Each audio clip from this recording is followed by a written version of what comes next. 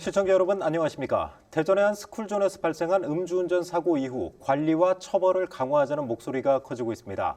이에 따라 7월부터 스쿨존 내 어린이 교통사고 양형 기준이 신설되는 등 변화가 예상되는데요. 오늘 생생토론에서는 스쿨존 내 음주운전 사망사고를 비롯해 4월 논란이 됐던 이슈들을 점검해 보겠습니다. 그러면 토론에 함께할 분들 소개하겠습니다. 배재대 행정학과에서 최호택 교수 나오셨습니다. 안녕하세요. 다음은 단국대 정책경영대학원 이희성 교수 자리하셨고요. 안녕하세요. 마지막으로 대전참여연대 김정동 정책위원장과 함께하겠습니다. 안녕하세요. 그러면 준비된 영상 보시고 본격적인 토론 이어가겠습니다.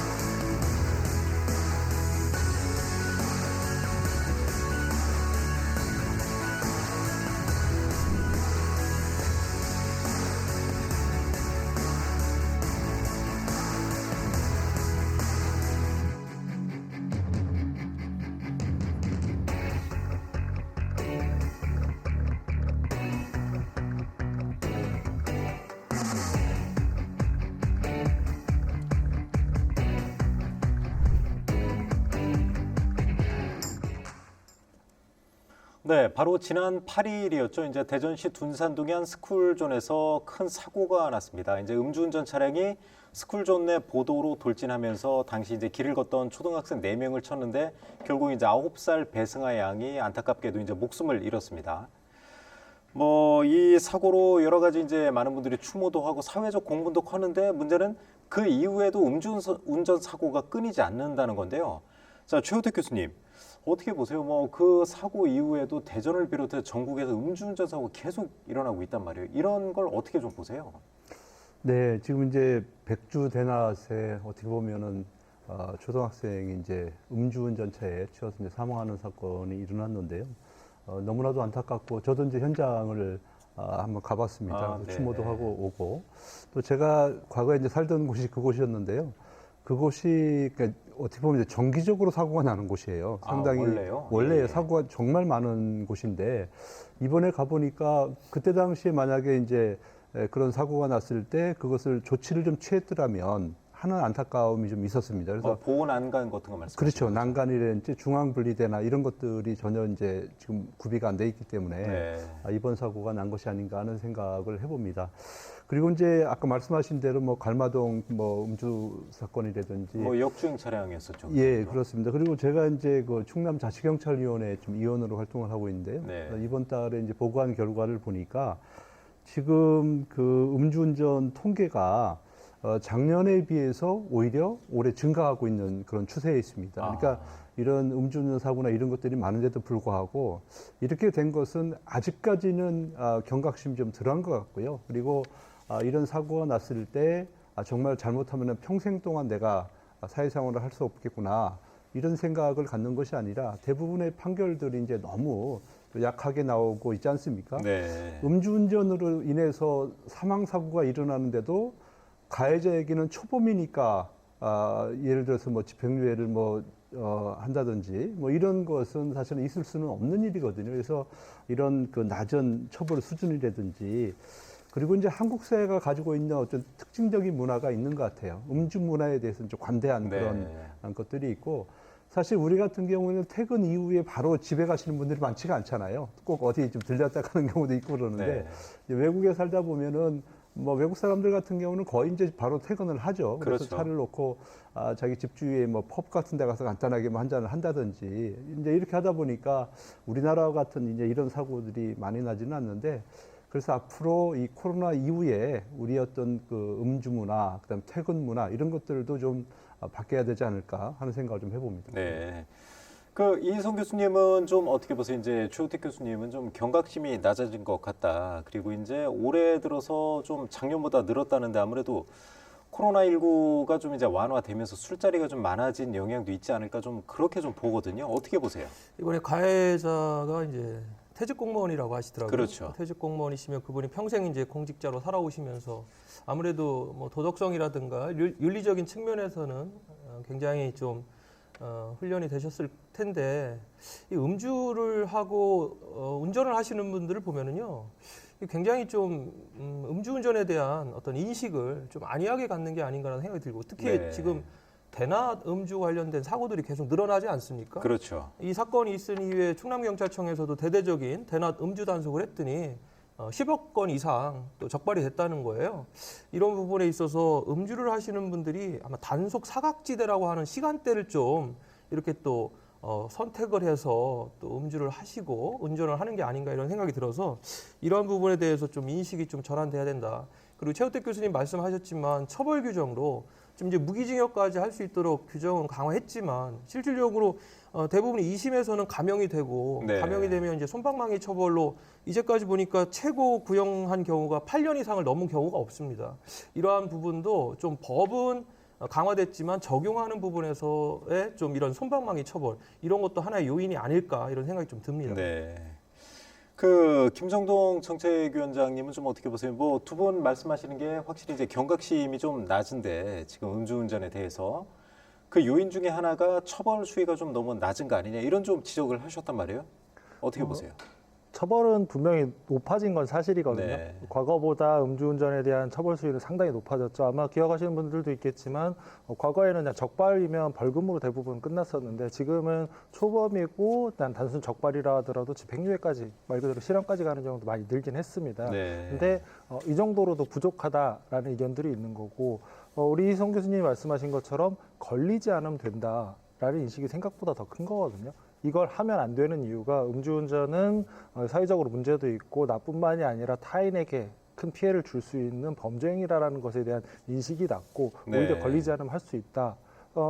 앞에서도 말씀하셨지만 코로나19도 그 영향을 미쳤다고 보거든요. 무슨 얘기냐면 코로나19로 인해서 음주운전 단속이 줄어들었잖아요. 네. 그러다 보니 음주운전 같은 경우에는 재범 확률이 상당히 높은 가장 높은 범죄라고도 볼 수 있는데 실제 48%에 가깝거든요. 한 번 해고도 안 걸리고 그러면 이제 이번에는 괜찮겠구나라는 잘못된 학습 효과 때문에 그동안 계속 줄어오던 음주운전의 비율이 이번 최 교수님 말씀하신 것처럼 20년, 21년, 22년 거치면서 조금씩 늘어나고 있는 거거든요. 그런 부분에 대한 문제도 있다고 보고요.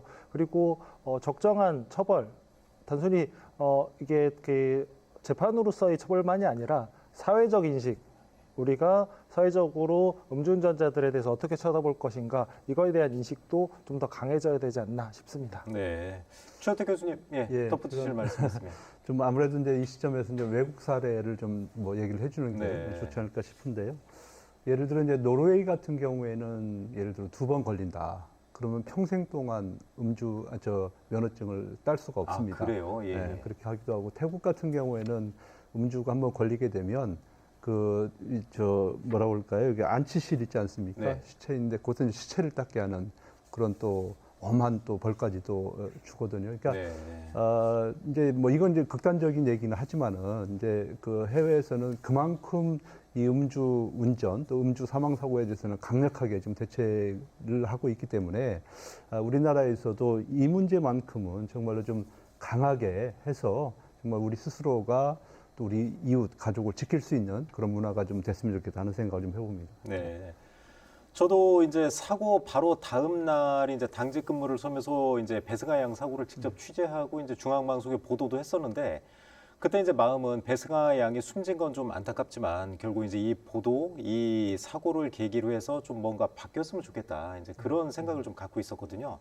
모든 이제 기자들이 다 그런 생각이었을 것 같은데 결국 이제 그 사고 이후에 이제 뭐 음주운전자의 신상 공개라든가 아니면 음주운전자의 좀 특수한 그 번호판을 좀 부착하자 이런 좀 주장도 좀 나오고 있어요.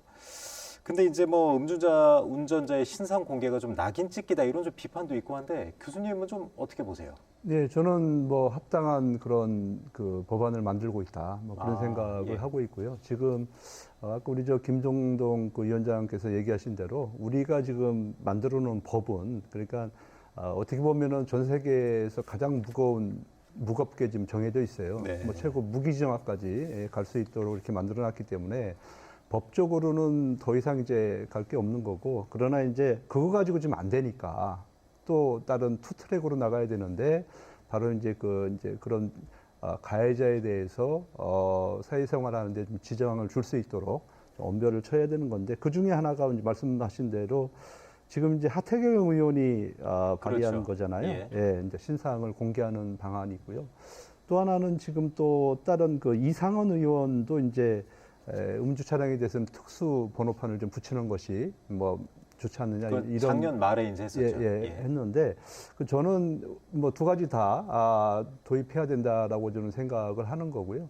특히 이제 제가 한 가지 더 제안하고 싶은 것은 뭐 번호판을 붙이는 건 이제 뭐 다른 차를 이제 운전하면 되니까 그것은 이제 큰 효과가 있지는 않을 것 같지만은 면허증 자체를 예를 들어 음주 한 번 이상 걸리는 사람에게는 면허증 자체를 다르게 좀 색깔을 좀 달리한다든지 네. 거기에 좀 적시를 한다든지 이렇게 해서 평생 동안 정말 그 엄청난 그 뭐라고 할까 피해를 본다라고 하는 그런 네. 인식이 받을 수 있도록 강력하게 만드는 것이 어떨까? 뭐 개인적으로는 그런 생각을 좀 가지고 있습니다. 저도 이제 교수님 의견에 전적으로 동의를 하고 뭐 음주운전은 살인행위다. 음주운전 자체가 살인행위다. 좀 이런 말도 나오고 있는데 반드시 어떤 종류의 이제 불이익은 있어야 된다. 저도 그렇게 좀 생각을 하고요. 김정동 위원장님도 어떻게 동의하세요? 어떠세요? 우리나라 이제 그 형법에서 신상공개 같은 경우에는 살인이나 이제 성폭력 같은 이제 중범죄자들 같은 경우에는 이제 공개를 하게 되어 있는 그렇죠. 거잖아요. 예. 그래서 말씀하신 것처럼 음주운전으로 사망 사고를 냈을 경우 살인에 가깝게 같이 신상공개를 하겠다는 건데 그러려면은 적어도 살인죄에 가까울 만큼 처벌이 있어야 되는데 그거에 없는 상태에서 단순히 신상공개만 나오는 게 과연 실효성이 있을 것인가에 네. 대해서는 분명한 우려는 있습니다. 물론 이제 신상공개를 음주운전하지 않은 모두 한다는 것이 아니라 뭐 특정한 상황에 대해서 그렇겠죠. 한다는 건데 예, 예. 말 그대로 형량을 그리고 이제 무겁게 처벌한다는 거는 그만큼 이제 사회적으로 무겁게 보고 있다는 거잖아요. 근데 그런 그 효과가 없이 단순히 신상공개만 가는 게 과연 실효성이 있을 것인가에 대해서는 솔직히 고민스럽긴 합니다. 네. 알겠습니다. 이성 교수님은 좀 어떻게 보세요? 뭐 지금 보니까 두 분도 입장이 달라요 또? 교수님은 어떻게 보세요? 술을 혼자 먹지는 않죠. 특히 네. 밖에서. 그럼 누구랑 같이 먹을 거 아닙니까? 결국 일본도 이제 그 술을 권한 사람까지 처벌을 하고 있고 네. 이번에도 이제 그 같이 동석을 했던 술자리에 동석을 했던 분들도 조사를 한다는 거 아니겠습니까? 음주운전 방조죄로 이제 조사한다는 거죠. 맞아요. 그래서 결국은 우리가 음주 문화 전반에 대한 좀 인식 개선이 필요하지 않을까라 싶어요. 예를 들어 폭행 사건이 일어나도 술 먹고 좀 실수했다. 그러니까 술 먹고 뭐 범법 행위라든가 무언가 문제가 생겼을 때, 술 먹고 그럴 수도 있지. 예, 술 먹고 좀 실수한 걸 가지고 왜 그래? 이런 인식이 좀 만연돼 있고, 네. 그리고 또 저도 뭐 그렇지만 기성세대들의 어떤 술 문화가 예전에 그 문화들이 좀 계속 이어지면서 이런 것들이 굉장히 고착화되지 않나. 그래서 전체적으로 음주운전에 대한 처벌 강화 굉장히 필요하죠. 살인죄 적용 필요합니다. 예, 번호판, 특수 번호판 부착하는 것도 중요하지만 전반적인 이 기회에 국민 인식이 좀 바뀌었으면 좋겠다 이런 생각을 좀 갖고 있습니다. 이런 이제 사고가 날 때마다 사실 이런 주장은 계속 반복이 돼서 법도 많이 만들어졌어요. 사실 이제 아산에서 발생한 스쿨존 사고로 인해서 민식이법이 생겼고요. 또 이제 음주운전자 처벌 기준 강화한 윤창호법도 있고 한데 결국 이런 사고가 또 반복이 됐고 이런 와중에도 음주운전 사고는 계속 반복이 되고 있단 말이에요. 그래서 결국 이제 살인죄까지 좀 처벌하자. 그래서 이제 서명 운동까지 좀 전개가 되고 있는데 결국 교수님이 보시기에는 처벌 강화만이 답일까요? 그렇게 좀 보세요. 그렇죠. 이제 뭐 꼭 처벌만이 능사는 아닐 것 같은데요. 물론 이제 강화시키는 게 저는 이제 현재 수준에서는 경각심을 주기 위해서는 이제 바람직하다 하는 생각을 좀 해보고 또 중요한 것은 우리가 이제 직장 내에서는 이제 뭐 성희롱 교육을 하지 않습니까? 네. 그다음에 또 이제 부패 방지와 관련되는 교육도 하고요. 저희도 정기적으로 받고 있습니다. 예, 그래서 거기에다가 이제 음주운전 예방 교육 이런 것들도 좀 추가시켜서 복합적으로 좀 강의를 좀 받으면은 아무래도 이제 인식을 개선하는데 조금 도움이 되지 않을까 하는 생각을 좀 해보고 요즘에도 그런 얘기 많이 나오잖아요. 차 만들 때 아예 음주한 사람이 타면 시동이 시동이 안 안 걸리게 걸리고. 예, 예. 하는 것도 저는 한 가지 방법이라고 저는 생각을 하고 있고요. 예를 들어서 이제 우리가 캐나다나 미국 같은 데 가면 차 시동을 켜면 자동적으로 라이트가 켜지잖아요. 네. 근데 이제 그러다 보니까 사실은 교통사고나 이런 것들 많이 좀 줄어드는 효과가 있거든요. 그래서 이제 그런 제도를 도입을 하면 아마 가시적인 효과는 분명히 있을 거지만은 그러나 이제 거기에 이제 뭐 아마 이제 경비가 많이 이제 들리기 때문에 쉽지는 않을 건데 국가가 의지만 가지고 하면 좋겠다 하는 생각을 좀 해보고 또 하나 이제 최근에 그 스쿨존에 대한 그 30km 있잖아요. 그게 네. 너무 느리다. 뭐 내가 이제 과태료를 너무 많이 낸다. 그래서 이제 그걸 좀 완화하자는 그런 의견들이 상당히 많이 있거든요. 대전에서도 시범적으로 좀 몇 군데 완화하려고 하고 있죠. 그렇죠. 그래서 이번 사건을 계기로 해서 오히려 더 강화시키고 처벌도 엄하게 하는 것이 어떨까 뭐 그런 생각을 좀 하고 있습니다. 네. 이송 교수님은 이제 전반적으로 이제 사회의 음주 문화를 좀 개선할 필요가 있다고 말씀하셨는데 사실 사고는 항상 일어나는 건데 그 인식 개선까지 시간이 좀 걸릴 것 같잖아요. 시간이 걸리고 그걸 좀 지속적으로 유지를 해야 되는데 이러한 사회적 이슈가 사건이 나면 이제 정치권에서 먼저 관련된 법안을 내고 네. 그리고 그것들이 일시적으로 좀 뭐랄까요 주목을 받다가 시간이 지나면 지금 최 교수님 말씀하셨다시피 민식이법, 윤창호법 그때 얼마나 우리가 분노를 했고 그와 관련된 강한 법들을 만들었습니까? 또 30km 이거 지금 좀 시간 지나니까 이제 완화하자. 뭐 또 네. 일정 부분 그런 여론이 있으니까 또 그런 변경에 대한 부분들도 또 수용하는 이런 입장들. 그래서 이 문화와 어떤 인식의 변화는 좀 우리가 좀 불편하더라도 오랜 시간을 가지고 이렇게 좀 끈기 있게 접근을 해야 되지 않을까 싶습니다. 그 김정동 위원장님은 어떻게 보세요? 뭐 좀 과하다고 보세요? 살인죄로 좀 처벌하자 이런 주장까지 나오고 있거든요, 지금. 실제 사망사고가 났을 경우에는 그게 준하게 처벌한다는 것 자체가 문제가 될 거라고 보지는 않거든요. 네. 실제로 내가 이 행위를 했을 때 사람이 죽을 수도 있다라고 하면 그게 살인인 거잖아요. 네. 복잡하게 생각할 거 없거든요. 실제 음주운전을 해서 사람을 치면 죽는 거잖아요, 당연히. 그렇죠. 근데 그런 위험이 있음에도 불구하고 음주운전을 해서 사람이 사망사고를 냈다면 살인죄로 처벌하는 것 자체는 저는 문제는 없다고 보고요. 다만 이렇게 강하게 처벌하는 것만으로 해결이 될 수 있느냐에 대해서는 다시 더 고민을 해야 된다는 거죠. 추가적인 내용도 필요하다는 겁니다. 네. 그러니까 최 교수님 말씀하신 이제 시동잠금 장치 같은 경우에는 실제 북미 같은 경우에 재발을 막는데 큰 효과를 보고 있다고 이제 연구에서도 많이 나타나고 있거든요. 그러니까 음주운전에서 한번 걸리면 그 사람이 운전하는 차에는 시동잠금 장치를 걸어서 의무적으로 네. 보통 음주운전 단속이 되고 적발이 되고 하면은 벌금을 물잖아요. 그 비용으로 충분히 할 수 있는 거거든요. 네. 그런 형식으로 조정을 또 하나를 해놓고 그리고 스쿨존 같은 경우에도 아까 이제 교수님께서도 안타까운 말씀하셨잖아요. 이거 왜 그때 사고 났을 때 안 해놔서 또 이렇게 됐냐. 근데 의무화는 돼 있어요. 안전장치를 해야 된다. 근데 안전장치가 없어서 사고가 났을 경우 자치단체에서 책임지는 건 없거든요.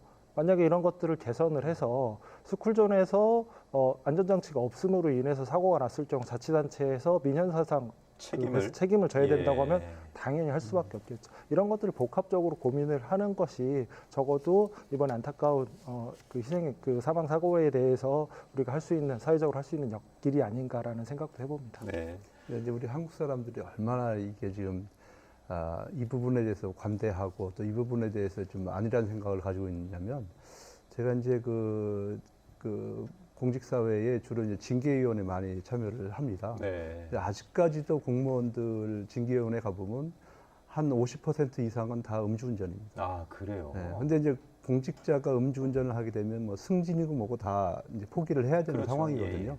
그럼에도 불구하고 대부분이 음주 사고라고 하는 것은 그만큼 아직까지 우리 사회가 이 음주에 대해서 경각심을 갖지 못하고 있는 이제 그런 이제 상황이기 때문에 이 경각심을 좀 가질 수 있을 만한 어떤 좀 특별한 어떤 뭐 시스템이라든지 아니면 아까 뭐 제가 태국에서 얘기했던 것처럼 태국 사례처럼 그런 것들을 좀 도입을 해서 내가 술 먹다가도 내가 운전하면은 진짜 내가 평생 내 씻을 수 없는 죄를 짓는구나 할 정도의 인식을 가질 수 있는 제도가 좀 필요하지 않을까 싶습니다. 네. 결국은 이제 음주운전을 하면 폐가 망신한다 이런 인식을 심어줄 정도로 이제 좀 강력한 좀 처벌 또 제재가 좀 뒤따라야 할 것 같고요.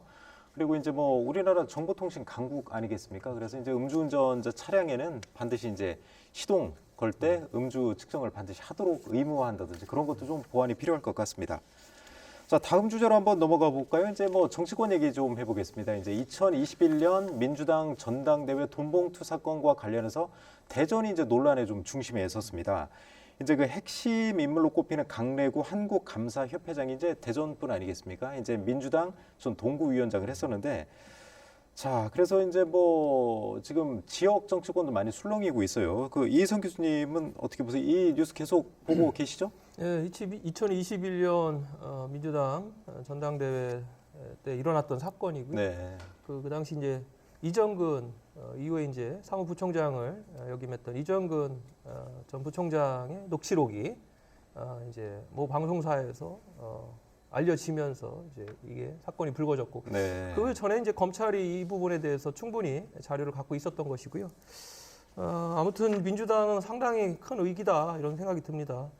무엇보다도 그 4.19 혁명에 어떤 승계를 했다라는 민주당의 정통성, 4.19 혁명에 촉발이 됐던 부정선거 아니겠습니까? 지금 뭐 이거 역시 어떤 돈을 뿌렸다. 이거는 뭐 매표 행위나 다름없고 이것은 네. 이전에 뭐 막걸리 선거, 고무신 선거 얘기하지 않습니까? 그와 다름없다 이런 생각이 들고 근데 이런 사건이 터졌을 때 좀 민주당의 그 대처가 좀 안일했다. 처음에 이제 뭐 식비 수준이다, 전례다 뭐 이런 발언들부터 또 뭐 어떤 국면 전환이다라는 어떤 물타기 발언들 이런 것들은 국민들의 정서랑 굉장히 동떨어져 있다. 그렇죠. 우리 한국 정치가 이렇게 발전해 온 여러 가지 과정들을 보면은요 무엇보다 깨끗한 정치를 하자고 우리가 노력을 했고 그러한 부분에서 이런 어떤 매표 행위 정말 문제다 이런 생각을 좀 갖고 있습니다. 그 최우택 교수님은 어떻게 보세요? 이게 이제 전국적인 사안이긴 하지만 사실 지역 정치권에도 큰 파장을 줄 것 같은데 대전하면 전통적으로 이제 민주당 강세 지역으로 좀 꼽히고 있잖아요. 어떤 파장을 좀 불러올 수 있을까요? 뭐 당장 내년 총선에 아마 지대한 영향을 줄 것이다. 네. 뭐 그런 생각을 해보는데 지금 이제 강내구 전 감사가 일단은 이제 검찰에서 한 그 구속영장은 기각은 됐어요. 됐죠. 예, 예. 그러나 지금 이제 뭐 또 법조계 얘기를 들어보면 다시 지금 준비를 하고 있기 때문에 아마 조만간 다시 이제 재청구가 될 것 같고요. 그래서 네. 만약에 다시 기각이 된다면 이 문제는 지역 사회에서는 그렇게 뭐 크게 영향을 줄 것 같지는 않아요. 왜냐 워낙 또 지금 국회 상황이 지금 이제 뭐 호락호락하지 않기 때문에. 네. 그러나 만약에 여기서 이제 이것이 통과가 되어서 이분이 이제 구속이 되고 이렇게 된다면은 아마 내년 총선까지 대전, 특히 이제 충청권은 이제 큰 소용돌이에 빠질 가능성이 있는 거고요. 지금 아까 얘기한 대로 이제 이정근 전 사무부총장 같은 경우에는 지금 뭐 파일이 뭐 2만 개, 3만 개가 있다는 거 아닙니까? 그러니까 검찰에서 그 파일들을 지금 가지고 있기 때문에 이거 아마 내년 총선까지는 계속 시리즈로 나올 가능성이 크거든요. 그래서 네. 아마 내년 총선은 민주당에게는 절대적으로 저는 이제 불리한 국면에 맞이했다. 그래서 제가 판단했을 때는 이게 지금 민주당만의 얘기는 아니잖아요. 2008년도에 이제 한나라당이 뭐 새누리당으로 이제 바꾸는 이제 그런 그 돈봉투 사건이 있었지 않았습니까? 네. 그때 누구도 사실은 그 새누리당이 총선에서 이긴다라고 생각하지는 않았거든요. 이제 그럼에도 불구하고 선거 결과는 거의 압승하듯이 이제 그렇죠. 이겼단 말이에요. 그래서 거기에서 아마 민주당도 받아야 되는 교훈들이 상당히 있을 거라고 저는 생각을 하고 저는 지금 민주당이 취할 수 있는 것, 내년 총선에서 이길 수 있는 방법은 죽어야 된다. 지금 죽지 않으면 완전히 죽어야지 죽지 않으면 내년 총선은 상당히 어렵겠다. 이제 죽어야 된다는 의미는 저는 뭐 당명 개정뿐만 아니라 재창당 수준의 그런 혁신적인 어떤 혁신이 있지 않으면 네. 저는 뭐 내년 총선은 어려울 것 같고 특히 대전 충청 지역에 있으면 더 어려울 것 같다는 생각을 해봅니다. 네. 저는 여기서 그 검찰이 이 사건을 대하는 좀 태도는 약간 문제가 있다고 보여집니다. 말씀하신 대로 돈을 받았다라는 의원들 뭐 10명에서 20명 정도 이런 여러 가지 그 명단들이 지금 나돌고 있는데 그리고 3만 건에 대한 포렌식을 다 완료를 해가지고 그에 대한 녹취록을 다 검찰이 갖고 있다라는 거 아니겠어요? 근데 이것을 이제 언론 쪽에서 먼저 터뜨리고 그리고 나서 검찰이 그에 대해서 대응을 하고 말씀하신 대로 내년 총선까지 이어지도록 검찰이 수사를 좀 지지부진하게 끌거나 거기에 연루된 의원들의 하나둘씩 소환하고 기소하는 이러한 어떤 시리즈로 간다면 이것은 정치적 의도가 분명하다라고 또 오해를 할 수 있기 때문에 이렇게 지금 사실이 밝혀졌으면 검찰이 신속하게 수사를 하고 명명백백하게 밝히는 게 좋겠다 이런 생각했어요. 네. 그 이성 교수님은 이제 민주당이 잘못한 거는 맞지만 이제 이게 공개된 시점이라든가 여러 가지를 보면 뭐 정치적인 뭐가 있지 않나 그렇게 좀 말씀을 하시는 것 같은데 교수님은 좀 어떻게 보세요? 그래서 이제 칼자루를 지려고 그러죠. 되게, 네. 되게 이제 우리가 이제 이 선거, 그러니까 정당 정치라고 하는 것은 결국에는 이제 정권 뭐 창출 아니겠습니까? 그렇죠. 정권을 창출하게 되면 가져올 수 있는 베네핏이 많죠. 검찰이라고 하는 힘도 네. 얻을 수 있는 거고요. 그냥 모든 정보를 다 질 수 있는 거잖아요. 그래서 그런 걸 적절하게 활용을 해서 본인들에게 유리한 쪽으로. 그러니까 과거 뭐 문재인 정부나 노무현 정부나 이때는 뭐 그런 거 안 했겠습니까? 그때도 이제 마찬가지로 했을 것 같고요. 그러니까 현 정부에서 이제 그런 것들이 이루어질 것 같은데 저는 지금 이제 민주당 같은 경우는 제일 큰 문제가 이재명 대표의 사법 리스크 아닙니까? 그리고 지금 이번 문제까지 터졌기 때문에 더 이상은 여기서 버티다가는 제가 볼 때는 다 망할 수밖에 없어요. 내년 총선에서. 네. 그래서 아까 제가 말씀드린 대로 죽어야지 민주당이 살 수 있기 때문에 확실하게 죽는 방법. 그러니까 지금 검찰을 욕하고 국민의힘을 욕하지 말고 네. 본인 스스로가 죽어야지만이 내년 총선에서 살 수 있다 하는 말씀 좀 드리겠습니다. 그 김정동 위원장님은 어떻게 보세요? 최호택 교수님은 상당히 좀 암울한 전망을 내놓으셨어요. 민주당에 대해서는 어떻게 좀 보세요? 실제로 이 사건 자체보다 이 후속 조치를 어떻게 하느냐가 결국은 핵심이라고 좀 네. 보여지긴 해요. 그러니까 그걸 어느 수준으로 할 거냐는 뭐 좀 다를 수는 있지만 기본적인 방향 자체는 이번에 동국 사태 일어난 것 자체가 심각한 문제가 있었다고 인정을 한다. 그리고 여기에 연루됐던 의원들 그리고 뭐 당직자들을 사전적으로 그 처벌을 하고 그리고 이후에 재발방지 대책을 이렇게 내겠다라는 구체적인 방안이 없다면 아마 총선까지 계속 이어질 수밖에 계속 끌려갈 네. 수밖에 없죠. 왜냐하면 검찰에서 이희성 교수님 말씀하신 것처럼 검찰에서 하나씩 계속 얘기를 할 거거든요. 그럼 그때마다 맞다 틀리다 이렇게 끌려갈 수밖에 없거든요. 네. 분명히 선을 그을 필요가 있다는 거죠. 근데 그런 조치가 없이 이거 그냥 정치 공세다, 뭐 검찰이 정치를 한다 이런 식으로 계속 그 방어 아닌 방어를 했다가는 국민들이 보기에도 결코 지지를 얻기 어렵다는 얘기입니다. 그러니까 지금 김정동 위원장님 말씀하신 부분도 이제 최호택 교수님 말씀하신 것처럼 죽어야 산다. 그 일맥상통하는 것 같습니다. 그렇죠. 아무튼 잘못 인정하고 재창당 수준의 그런 개혁을 좀 이뤄야 된다. 그 말씀이신 것 같은데 민주당이 이렇게 위기지만 사실 국민의힘도 좀 편하진 않아요. 이제 윤 대통령 지지율 20%까지 최근에 떨어졌었고 이제 일본 또 미국 사실 원래 이제 역대 대통령들 해외 순방을 하면 지지율이 오르는 경우가 많았잖아요. 근데 이번에는 그 효과를 못 누리고 있는 것 같은데 자, 좀 어떻게 보세요? 왜 이렇게 좀 지지율이 계속 답보 상태라고 보세요? 그동안에는 이제 윤석열 대통령께서 이제 정치 초년생이지 않습니까? 네. 그러니까 어떻게 보면 이제 초보 운전자인데, 근데 오늘 아침에 제가 이제 그 유엔에서 연설하는 걸 보면서 저는 좀, 그러니까 이제는 좀 초보 운전자가 아니라 어찌 보면은 정말 그 뭐랄까요 능숙한 그런 운전을 하고 있다 할 것이다 그런 이제 기대감을 갖게 한 그런 유엔 연설이 아니었나 뭐 하는 생각을 좀 해보고요. 저는 이제 그 올 초에 제가 이제 윤석열 대통령 앞에서 사실은 뭐 보고할 수 있는 기회가 한 가지가 있었습니다. 그래서 네. 이제 직접 만나면서 이제 할 때에 그분의 이제 어떤 스타일이나 이런 것들을 좀 자세히 좀 보니까.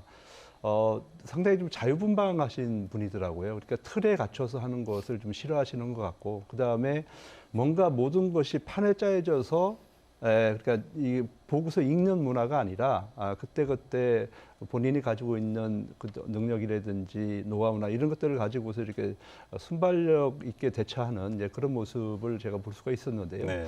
아마 그런 것들이 좀 자유분방한 모습이나 이런 것들이 그동안에 이거는 이제 보는 각도에 따라서는 예를 들어서 우리가 쪼크를 하더라도 이건 미국식 쪼크다. 상당히 수준 높은 쪼크다. 이렇게 얘기할 수 있는데 그러나 원론적인 그러니까 그런 걸 생각하지 않고 원론적으로 비판하자고 마음을 먹자면 상당히 그거는 이제 또 막 우리가 비판할 수 있고 저급하다 할 수 있고 네. 이렇게 할 수 있는 거거든요. 네네. 그래서 아직까지는 제가 봤을 때는 이제 한국의 정치 문화가 선진화되지 않기 때문에 그분이 하고 있는 어떤 그 수준 높은 쪼크라든지 뭐 그런 언변이라든지 이런 것들이 인정을 못 받고 있는 것 같은데요. 저는 오늘 아침에 유엔 연설을 통해서 아마 국민들이 많이 생각을 좀 했을 것 같아요. 네. 저분이 참 그동안에 대한민국 대통령이 그 자리에 갔을 때 저런 환대를 받았을까? 그리고 대통령으로서의 당당한 모습 있지 않습니까? 이런 것들을 생각을 할 때 또 다르게 생각을 할 것 같아요. 그래서 오늘 새벽을 아마 포인트로 해서 터닝 포인트로 해서 앞으로 지지율은 조금씩 올라가지 않을까 저 개인적으로 네. 그렇게 좀 보고 있습니다. 이혜성 교수님, 그 최우택 교수님 상당히 좀 긍정적으로 보시고 앞으로 전망도 좀 괜찮은 네. 걸로 보셨는데 교수님은 어떻게 보세요? 아니, 대통령의 말이라는 건 엄중해야 되는데 그 뭐 수준 높은 조크라고 좀 좋게 표현하셨는데 네. 엄연히 말실수죠. 말실수를 또 정말 중요한 자리 가서 또 그 말실수를 또 주워 담는 그 과정도 너무나 국민들을 좀 뭐라고 해야 되나 좀 낮게 보지 않나 이런 생각 드는데 어찌됐든 지금 대통령 지지율은 내치에서는 좀 까먹게 돼 있어요. 그리고 거대 지금 야당이 있기 때문에 근데 내치에서 까먹는 지지율을 외치에서 만회를 해야 되는데 이 외교가 이제 계속 오히려 갔다 오면 국민들이 걱정해야 될 이런 상황이다 보니까 결국은 이제 지지율을 반등시킬 만한 그런 요인이 발생하지 않는 앞으로도 그럴 것 같아요. 내치라고 하면은 이제 3대 개혁 과제를 어떻게 수행하느냐인데 지난번 뭐 봤지만 우리가 그 노동개혁 69시간 잘못했다가 또 주워 담고 교육개혁 뭐 초등학교 입학 연령 낮춘다 이것도 주워 담고 그 가장 또 민감한 연금개혁 시동도 못 걸고 있지 않습니까? 네. 이러한 부분에서 내치에서의 어떤 반등 계기 만들기 어렵고 그럼 외치에서 만들어 가야 되는데 외치도 지금 미국 순방 이제 다녀오시겠지만 여기에서 지지율이 얼마나 올라갈지 대폭적으로 올라가지 않으면 앞으로 기회 요인도 외치에서 기회 요인도 사라질 것이다 이렇게 좀 전망이 됩니다.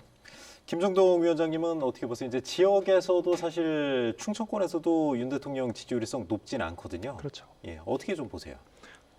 우리 이희성 교수님이 이제 외치에서 그 점수를 얻어야 된다고 그랬는데 최근 여론조사를 보면 윤 대통령에 대한 부정적인 평가를 하는 가장 큰 이유가 외교였어요. 네. 말 그대로 거기서 얻을 수 있는 게 없다는 거죠. 전반적으로 방향을 보면 대통령은 정치를 하셔야 되는데 그냥 단순 통치만 하고 있는 게 아닌가라는 생각을 드는 거죠. 무슨 얘기냐면 정부가 가고자 하는 그리고 윤 대통령이 가고자 하는 방향 자체, 결과물 자체가 문제라고 생각지는 않아요. 예를 들면 일본과 그 미래지향적인 관계를 만들어 나가겠다. 그거 자체가 왜 문제겠습니까? 근데 그 과정에서 해결해야 될 다양한 문제들을 다 없애버린다는 거죠. 그리고 그 과정에 설득해야 될 야당이라든지 국민이라든지 이런 것들이 없이 이제 결과로만 가면 돼. 그 가운데 있는 뭐 위안부의 그 문제라든지 이런 것들은 우리가 신경 쓰지, 우리가 다 포기할게, 걱정하지 마라는 식으로 접근을 하다 보니 시민들 입장에서는 계속 신뢰가 떨어질 수밖에 없다고 보여지거든요. 네. 실제로 검찰총장과 검사의 관계에서는 걱정하지 마, 내가 잘 나비고 가자, 내가 잘할게라고 하면 할 수 있어요. 근데 대통령과 국민의 관계는 그게 안 되잖아요. 어떻게 잘하겠다는 건지 어떤 과정을 거쳐 잘하겠다는 건지 그 중간중간 우리나라 국민처럼 정치에 대해 관심도 많고 이해도도 높은 시민들한테 그냥 단순히 믿고 따라라라고 하는데 그 과정에 나타나는 문제점들을 다 없다고만 얘기를 하는 거잖아요. 잘못했으면 잘못했다고 얘기를 하면 네. 되는데 그게 아니라 변명하고 거짓말했다가 또다시 그 들통나는 이런 수술이 계속 이어지다 보니까 신뢰도가 계속 떨어지고 문제가 생길 수밖에 없다는 거죠. 그래서 네. 이후엔 결국 이 정치를 복원하고 국민과의 그리고 야당과의 소통이 이루어지지 않는 한 반등은 정말 쉽지 않을 것 같다라는 생각을 하는 거죠. 그 다음 주제로 이제 넘어가기 전에 짧게 한 번만 코멘트를 좀 부탁드리겠습니다. 이제 총선이 1년도 남지 않았잖아요. 근데 이제 국민의힘도 그렇고 민주당도 그렇고 예비 출마자들 아주 지금 현 상황이 답답할 것 같아요. 이제 내년 총선이면 이제 윤석열 정부의 이제 중간 평가 그런 뭐 그 성격도 될 텐데 교수님 내년 총선에서 좀 확실히 이기려면 어떤 점을 좀 이렇게 민심을 사로잡아야 될까요? 그렇죠. 이제 전국적인 상황하고 또 지역적인 상황은 좀 다를 것 같은데요. 네. 뭐 우리는 또 지역 얘기를 좀 해야 되니까 지역적으로 보면은 사실 이제 그동안 이제 충청권이 홀대를 많이 받았다. 뭐 이런 것은 누구도 이제 부인할 수 없는 사실일 거예요. 그래서 그러나 이제 윤석열 대통령이 이제 뭐 고향이 또 이곳이고 또 본인이 충청의 아들이라고 뭐들 말씀을 하시고 계시기 때문에 그동안에 소외받았던 만큼의 어떤 보상 이런 네. 것들이 아마 내년까지 분명하게 있는다고 한다면 아마 내년 총선에서 충청권에서의 국민의힘의 어떤 선전은 충분히 기대할 수 있다. 그러나 이제 그렇지 않고 본인이 공약만 하고 지키지 않은 예를 들면 이제 충남 같은 경우에는 그 육군사관학교 이전 문제 예. 있지 않습니까? 또 그 문제도 있고 그다음에 이제 공공기관 또 이전 문제 또 그다음에 이제 서산공항 문제 이런 것들이 가시적으로 그때까지 아마 성과가 없다라고 한다면 아마 충남 지역 같은 경우에는 대통령에게 많은 실망을 할 것이다. 네. 그래서 그쪽에서 좀 불리하게 작용할 것이다라는 생각이 좀 들고 특히 또 이제 세종 같은 경우에는 또 행정수도로 가는 지금 길목에 있지 않습니까? 네. 그래서 뭐 제2집무실이라든지 국회의사당 이전 문제라든지 이런 것들이 로드맵대로 제대로 갈 수 있도록 국회 규정이라든지 이런 것들이 좀 바뀔 수 있는 그러니까 제정될 수 있는 이제 그런 힘들이 아마 여당 쪽에서 계속 이렇게 좀 나온다면 아마 긍정적으로 되겠지만 그러나 지금처럼 그것이 좀 이렇게 희지부지되고 정확하게 결정을 못한다라고 한다면 뭐 내년 총선에서는 지난번처럼 투석 다 뭐 민주당이 가져갈 가능성이 높다. 저는 이렇게 좀 보고 있습니다. 예. 이해성 교수님은 좀 어떻게 보세요? 사실 총선 얼마 안 남았잖아요. 이제 1년도 안 남았으니까. 뭐 선거라는 게 뭐 1년이면 또 길다고도 볼 수가 있는데 뭐 모든 선거가 이제 구도, 인물, 바람 이렇게 우리가 세 가지 관점에서 보는데 일단 구도상에는 정권 심판론 대 정권 안정론인데 지금 정권 심판론에 대한 무게감이 훨씬 더 큰 것 같아요. 네. 이대로 가면은 뭐 여당이 승리하기 좀 어렵죠. 그러나 이제 여기서 이제 변수가 구도가 틀어지는 변수, 예를 들면 신당이라는 제3지대가 출연할 것인지에 대한 것들도 좀 눈여겨볼 필요가 있고, 그리고 지역의 이슈는 지금 충남 같은 경우는 상당히 안 좋습니다. 왜냐하면 지금 뭐 충청의 아들이다 뭐 이런 어떤 이야기도 했지만 지금 서산민항 굉장히 안 좋아요. 이번에 예타 통과안에서 500억짜리 지금 민항 자체도 지금 정부에서 승인 안 해주는 이런 부분들, 육사이전도 뭐 거의 지금 막 물 건너가는 이런 분위기고 네. 지지부진하죠. 세종의사당 문제라든가 또 대전도 이제 처음에 방사청 가지고 우리가 좀 박수를 보냈지만 우주항공청이라든가 여타 부분에 대해서 지금 또 지지부진한 부분. 어찌됐든 공약에 대한 실천 이행 과제도 중요하지만 제가 볼 때는 정권 심판론, 이것이 바로 내년 총선의 가장 중요한 이슈가 될 거라고 예측이 됩니다. 네. 좋은 말씀 들었고 이제 다음 주제로 한번 넘어가 보겠습니다. 이제 예산 시장이 몇 달 전부터 아주 시끌시끌합니다. 이제 대표적인 국내 이제 외식 사업가인 백종원 씨와 예산군이 이제 손을 잡고 예산 시장 활성화 프로젝트를 이제 추진하고 있는데 뭐 아주 인기가 좋아가지고 정부에서 이제 수만 명의 관광객이 몰려들기로 했었는데 사실 부작용도 좀 나타나고 있어요. 이제 뭐 부동산 가격이 급등한다든지 이제 뭐 그 주인들이 이제 임대인을 좀 내모는 그런 둥지 내몰림 현상도 좀 발생하고 있는데 그 김정동 위원장님은 어떻게 보세요? 이 예산 쪽 가보셨나요 혹시? 아직은 못 가봤습니다. 안 가보셨어요? 이 얘기는 들으셨죠? 그렇죠. 왜 이런 문제가 좀 발생한다고 보세요? 이게 지역 활성화를 위한 정책은 모든 자치단체가 추진을 하고 있는 거잖아요. 네. 근데 중요한 거는 여기에는 정말 많은 이해 당사자가 있다는 거죠. 일단 보면 자치단체가 있을 수 있죠. 예산을 투입해야 되는. 그렇죠. 그리고 거기에 장사를 해야 되는 상인들이 있습니다. 그리고 상인들이 다 건물주는 아니잖아요. 그렇죠. 대부분 임대를 쓰시잖아요. 그 말 그대로 건물주, 소유주들이 있는 거거든요. 간단하게만 봐도 이 셋만 해도 쉽지는 않은 거거든요. 근데 이 이해관계에 대해서 일단 조정이나 논의 없이 예산부터 넣고 진행을 하다 보니 문제가 생기는 거죠. 예를 들면 자치단체에서는 적어도 우리가 지역 활성화를 위해서 예를 들면 예산 같은 경우는 지금 뭐 100억 가까이 예산이 들어간다고 하니까 네. 100억 정도를 투자할 텐데 대신 그 말 그대로 그만큼 건물 가치, 지역 가치가 올라가니 건물주 입장에서는 뭐 일정 기간 동안 상인들의 그 영업을 보장하고 인건비 임대료를 임대료 좀 상승도 동결한다든지. 예. 이런 걸 미리 협의할 수 있는 거거든요. 그러면 서로 윈이 될 수 있는데 그런 거 없이 일단 예산을 넣으면 건물주 입장에서 당연히 여기 잘 되니 이제 임대료를 더 받아야지라는 생각이 들 수밖에 없는 거거든요. 근데 그런 조율이 없이 너무 급하게 들어가다 보니 이런 문제들이 생기는 게 아닌가 싶은 거죠. 말씀하신 내용 들어보면 참 경제라는 부분이 아주 다양한 이제 요소가 있기 때문에 복잡한 것 같아요. 사실 이제 백종원 씨가 투입해서 이렇게만 하면 잘 될 것 같지만 여러 이제 다양한 주체들의 이해관계가 다르다 보니까 문제가 생긴 것 같은데 이성 교수님은 어떻게 보세요? 좀 안타까운 상황이잖아요, 그죠? 젠트리피케이션은 지금 뭐 전통시장뿐 아니라 특히 이제 원도심 관련된 문제에 대해서 접근할 때 그 공간이 처음에는 이제 문화와 예술이라는 측면에서 이제 원도심 활성화의 프로젝트들이 많이 진행이 됐고 네. 그러면서 새로운 핫플레이스로 그 공간이 주목받을 때 이런 현상들 임대료를 과다하게 올리거나 아니면 쫓아내거나 이런 것들이 계속 반복적으로 발생했죠. 이러한 부분을 근본적으로 해결하려는 노력들이 있었지만 뭐 사유재산에 대한 보호가 사유재산에 대한 부분들에 대해서 일정 행정에 관여하는데 굉장히 한계가 있지 않습니까? 네. 지금 김정동 위원장님 정말 정확한 지적을 해주셨는데 이러한 문제들이 계속 반복되는 걸 우리 알았단 말이에요. 그런 부분에 있어서 사전에 어떤 협의체를 구성해서 우리가 일정 부분 합의를 도출하고 그것을 토대로 이러한 어떤 프로젝트들이 진행이 됐으면 이런 논란에서 좀 자유롭지 않았을까. 그리고 건물주 입장에서는 당연히 내 건물에서 상행위를 해서 수익이 발생하면 임대료를 올리려고 하겠죠. 네. 그럼 그 부분들을 행정에서 제도적으로 어디까지 보전을 해주고 조율을 할 건지 이런 부분에 대한 좀 조정이 필요하지 않을까 생각이 들고 또 한 가지는 전통시장이 현대화 사업이라는 걸 명목으로 아케이드 공사를 좀 획일적으로 하다 보니까 원래 전통시장이 갖고 있었던 매력적 요인들이 있지 않습니까? 네. 이런 부분들이 사라지고 전국 어디나 전통시장의 공간이 좀 획일화됐던 문제 이런 것들도 좀 주목해 볼 필요가 있습니다. 그 최호태 교수님은 어떻게 보세요? 그래서 이제 이건 욕심에 의해서 나타나는 현상들이다. 저는 이렇게 생각을 해보는데요.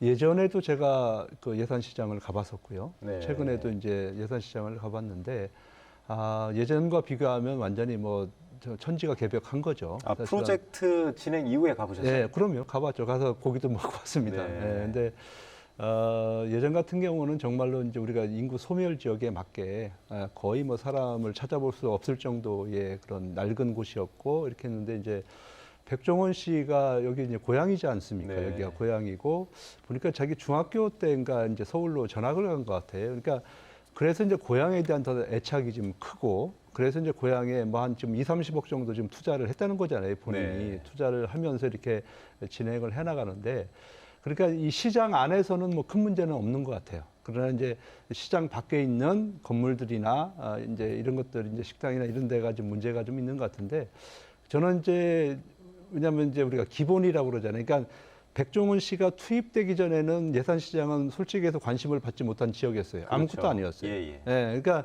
그러나 이제 그분이 들어오면서부터 이것이 이제 활성화되고 이제 이런 문제점들이 생겨나기 시작하는 거거든요. 네. 그래서 저는 자치단체에게 제가 권하고 싶은 것은 이런 걸 할 때는 제일 중요한 게 규칙을 빨리 만드는 게 중요해요. 그래서 이 공동체가 서로 합의하에 규칙에 맞게 가면 되는 거잖아요. 네. 근데 지금 그 규칙이 없다 보니까 계속 욕심들이 플러스 되다 보니까 이제 이런 현상들이 나타나게 되는 거고 저는 이게 지금 전국적으로 가장 큰 모델이 돼야 되는 거예요. 대한민국을 대표하는 모델이 돼야 되는데 왜냐하면 백종원 씨가 보통 사람이 아니잖아요. 네. 그렇기 때문에 우리가 이제 식당, 요식업의 창업의 메카로 예산을 만들기 위해서는 저는 백종원이라고 하는 브랜드를 지역민들이 확실하게 인정을 해줘야 된다. 그래서 백종원 거리도 저는 만들어줘야 될 것 같고요. 그다음에 백종원 테마파크도 좀 만들어줘야 될 것 같고 앞으로는 백종원의 요리와 관련되는 대학도 그 지역에 저는 만들어졌으면 좋겠다 하는 네. 생각을 해보고 그것을 통해서 대한민국이나 아시안 국가나 이런 데서 이게 음식으로 성공하려면 거기를 일단 메카를 가봐야 돼. 네. 그래서 거기에서 우리가 뭔가를 좀 배우고 학습해서 갔을 때 이제 큰 효과가 나타날 수 있게끔 만들기 위해서는 저는 백종원 마케팅을 좀 정확하게 해야 되는데 그렇게 하려면 지역민들이 배가 좀 아프더라도 네. 그 부분을 인정하고 그것을 적극적으로 지원하는 모습들이 좀 필요하지 않을까 하는 생각을 해봅니다. 그러니까 이제, 예, 말씀하시죠. 저도 가봤는데 예. 그 이전에는 그 백종원 국밥거리라고 빨간색의 아주 커다란 그렇죠. 입간판이 서 있었어요. 그리고 거기에 백종원 모형의 어떤 동상 같은 그런 조형물도 있어서 포토존으로 활용됐고. 근데 이번에 이제 백종원 씨가 그걸 다 철거를 해달라. 내 이름 쓰지 말라. 왜 그랬나 했더니 이제 오해를 많이 받았다는 거예요. 네. 오히려 고향이고 본인은 좀 더 진정성 있게 지역경제 활성화라는 측면에서 본인의 어떤 부분들을 이렇게 투자도 하면서 봉사를 했는데 그게 오히려 지역 내에서는 여러모로 다른 의도가 있는 게 아니냐. 예. 이러면서 이제 본인이 굉장히 마음을 상했다. 이러면서 그렇겠네요. 이제 그 모든 것들을 다 철거하는 걸로 그리고 내 이름을 쓰지 마라. 이렇게 했다는 거예요. 그리고 바로 이어서 이제 인근의 삽교, 곱창거리 예. 여기 이제 프로젝트를 지금 진행을 하는 것이거든요. 그러니까 특정 인물과 어떤 인지도와 유명세를 가지고 뭔가 반짝 활성화시키려는 이러한 어떤 부분들 이거는 제가 볼 때는 바람직하지 않다. 그리고 이번에 백종원 씨가 그런 어떤 강한 메시지를 던졌기 때문에 앞으로 전통시장, 예산시장의 성패 이것은 올곧이 이제 주민과 행정의 몫으로 남는 것 같습니다. 그 세 분 말씀 들어보면 이제 취지 자체도 좋고 이제 효과도 봤지만 이제 부작용이 발생하는 거는 좀 이제 준비가 좀 미흡하지 않았나. 이제 좀 장기적으로 뭐 규칙도 만들고 좀 협의체도 구성해서 했으면 좋았을 텐데 그런 부분이 좀 아쉬웠던 것 같아요. 그 김정동 위원장님 이제 마지막으로 이 활성화하고 이제 전국적인 전통시장 다 살려야 되잖아요. 대안이 있다면 어떤 게 좀 있을까요? 일단은 이걸 단기간에 할 수 있다는 생각부터 버리셔야 될 것 같아요. 네. 그러니까 장기 프로젝트일 수밖에 없는데, 근데 현실적인 문제가 또 자치단체장의 임기가 있다 보니, 그렇죠. 예를 들면 1년 내에 뭐 100억 성과를 좀 내려고 하겠죠. 성과를 내라라고 하다 보니 계속 생기는 문제거든요. 그래서 그 해법은 교수님들이 다 말씀해 주신 것 같아요. 이 그 시장을 어떻게 만들 건지 전문가들과 그리고 자치단체 상인 그리고 지역의 건물주 거기다가 같이 올 수 있는 시민들의 입장까지 만들어서 협의체도 만들고 그 상을 만든 후에 그리고 어떤 규칙에 따라 이 시장을 우리가 어떻게 만들어갈 것인 건지 중장기적인 계획을 세우고 단순히 눈앞에 보일 수 있는 아케이드 같은 것만 만들지 말고 실제 자생력을 키울 수 있는 다양한 것들을 같이 만들어가는 그 과정을 잘 설계하는 게 결국엔 핵심이다라고 얘기를 드릴 수 있을 것 같습니다. 네. 그 토론이 이제 거의 마지막 이제 마무리에 발언할 시간인데 그 교수님도 마지막으로 한번 대안을 짧게 말씀을 해주시죠. 1분만. 뭐 하나 더 추가를 하자면 저는 이제 그 예산 시장과 관련되는 뭐 축제는 아직은 좀 없는 것 같아요. 네. 있습니까 지금이? 삼국 축제. 아니, 그래서 이제 그거를 아까 저 백종원 씨 얘기를 하고 그랬는데요. 뭐 세계적으로 가보면 그 인물에 대한 평가를 되게 크게 하고 그 인물과 관련해서 이제 많은 어떤 뭐 정책이나 아니면은 많은 뭐 어떤 상품이나 또는 뭐 이렇게 특화거리 이런 것들을 만들고 있기 때문에 정말 저는 예산이 만약에 거기서 백종원 씨가 빠진다라고 그러면 제가 볼 때는 바로 2년 정도면은 바로 그 옛날로 돌아갈 수 있습니다. 백종원 씨 때문에 그렇게 유명해진 그럼요. 거니까요. 그렇기 때문에 그 부분에 대한 것은 분명하게 인정을 하고 또 그분과 같이 갈 수 있는 방안들을 지역민들이 찾는 것이 어떨까 하는 생각을 해봅니다. 이성 교수님도 말씀해 주시죠. 아무래도 이제 전통시장이 젊어져야 됩니다. 우리 청년들 창업이 활성화돼서 성공 사례를 좀 만들 필요가 있고요. 뭐 그런 시도는 여러 번 있었지만 지속화되지 못했던 것은 행정에서 일정 기간 관심 이후에 그 부분이 이제 떨어졌기 때문에 그런데 뭐 대전의 청년구단도 그렇고요. 태평동 또 청년 창업, 태평시장의 청년 창업 그 프로젝트도 그런데 좀 정책이 지속화될 수 있는 그런 제도적 보완 장치 꼭 필요하다 보여집니다. 네. 세 분 모두 말씀 감사합니다. 오늘은 월간 이슈 진단으로 함께했는데요. 앞으로도 지역사회의 다양한 현안을 살피며 대안을 모색하는 담론을 이어가겠습니다. 생생토론 여기서 마치겠습니다. 토론에 함께하신 세 분 모두 감사드리고요. 시청자 여러분 고맙습니다.